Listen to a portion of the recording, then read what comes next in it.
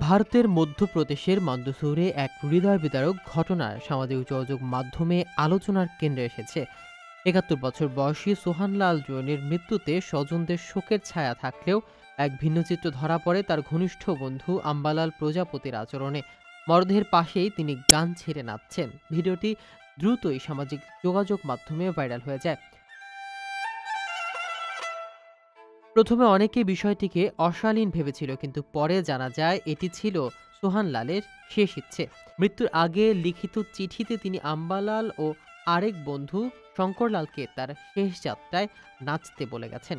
নাচের সময় আম্বালালের হাতে ছিল সেই চিঠিটি। তিনি বলেন, আমি আমার বন্ধুকে কথা দিয়েছিলাম, সে শুধু বন্ধু নয়, সে আমার ছায়া ছিল।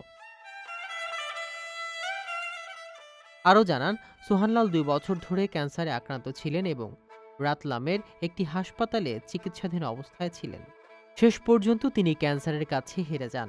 পণ্ডিত রাকেশ শর্মা বলেন, এমন বন্ধুত্ব আসলেই বিরল। বন্ধুর ইচ্ছা রক্ষা করেই সে তাকে শ্রদ্ধা জানিয়েছে।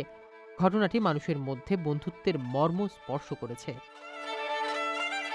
আপনার স্বপ্নগুলো আকাশ ছুবে প্রবাসীর হেলিকপ্টারের মাধ্যমে। বিয়ে, জন্মদিন অথবা যে কোনো বিশেষ প্রয়োজনে হেলিকপ্টার ভাড়া করতে যোগাযোগ করুন স্ক্রিনে দেয়া নাম্বারে। প্রবাসীর হেলিকপ্টার, নিরাপদ ও সাশ্রয়ী বাহনের বিশ্বস্ত নাম।